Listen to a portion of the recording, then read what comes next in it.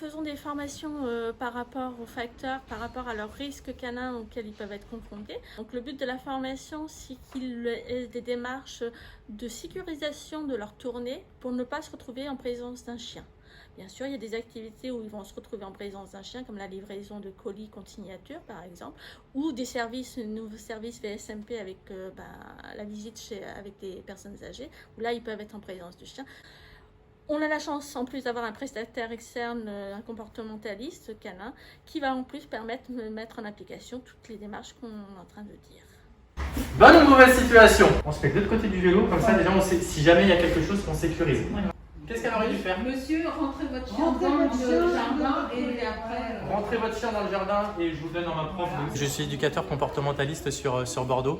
Donc mon corps de métier, c'est vraiment d'accompagner les duos propriétaires et chiens dans l'éducation et surtout dans le savoir-vivre ensemble pour que tout le monde soit à l'aise. Aujourd'hui, on est en prévention en journée de prévention avec Milk le Samoyède et Roquette la Malinoise.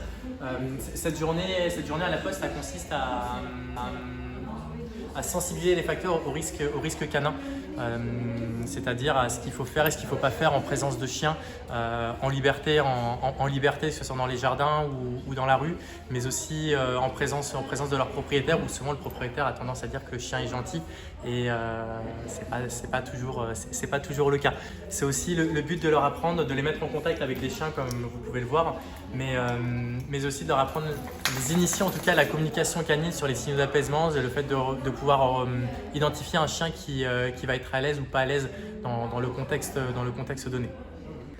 Alors moi je suis factrice, donc je suis factrice sur tout le secteur. J'ai eu quelques problèmes avec un chien il y a quelques années de ça, où j'étais justement en train de sortir de la voiture. Il m'a niaqué au niveau du mollet, donc par derrière, c'était un chien errant. Donc du coup, j'ai crié et je suis vite rentrée dans la voiture. Après, il y a eu certaines choses comme les chiens qui niaquent les pneus des stabis, justement, qui sont en train de courir derrière. Et donc automatiquement, on fait toujours attention à ce qu'on fait. On ne rentre jamais dans les propriétés, justement, tant que c'est fermé, on ne rentre pas. Même si c'est ouvert, on fait attention à ce qui n'est pas de chien. Et cette formation, justement, apporte quand même pas mal de choses parce qu'il nous a donné certains conseils qu'il fallait faire pour pouvoir adapter une bonne chose. Vous avez peur des chiens? Je fais attention. Ça reste toujours un chien, donc je fais attention à ce que je fais.